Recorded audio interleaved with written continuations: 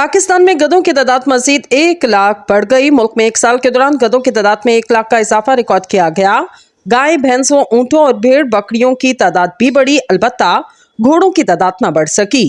News के मुताबिक इक्तसादी सर्वे में बताया गया, मुल्क में गधों की तादाद 59 लाख तक पहुंच गई, जबकि गुज़िश्ता माली साल मुल्क में गधों की तादाद 58 लाख रही और साल 2021-22 में गधों की तादाद 57 लाख रिकॉर्ड की गई।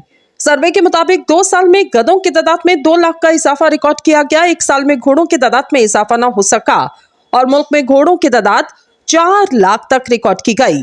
इक्तसादी सर्वे के मुताबिक एक साल में ऊंटों की तादाद में इजाफा न हो सका, जबकि एक साल में बकरियों और बकरों की तादाद में 2 करोड़ 2 लाख का इजाफा हुआ और भेड़ों की तादाद भी एक साल में 40 लाख का इजाफा रिकॉर्ड किया गया।